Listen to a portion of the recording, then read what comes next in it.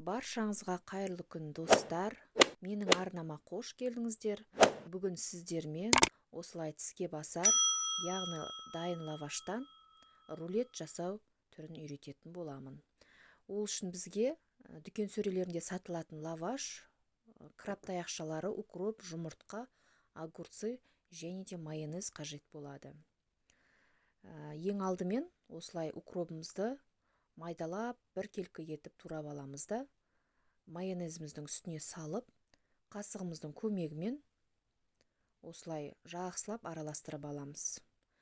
Одан кейін краб таяқшаларын дәл осы ретпен осылай ұзынша түрінде жақсылап бар краб таяқшаларымызды турап аламыз.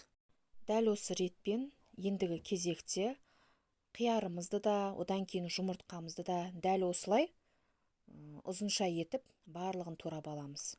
Достар, егер менің каналым ұнаса, лайк басып, комментарий қалдырып, тіркеліп кетсеңіздер болады. Мен сіздерді өз каналымда күтемін. Енді біз дайын лавашымызды осылай дастарханымыздың бетіне қойып, оның бетіне алдын ала дайындалып алған майонезге укроп араластырылған соусымызды осылай жағып, ең әуелі қиярымызды, одан кейін краб таяқшаларын, одан кейін жұмыртқамызды жақсылап бір келкі етіп қойып төсеп шығамыз.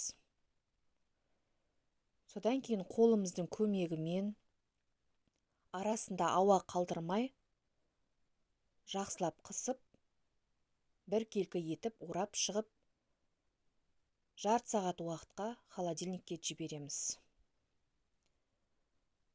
Арасына салмамыз сіңген рулетімізді осылай алып,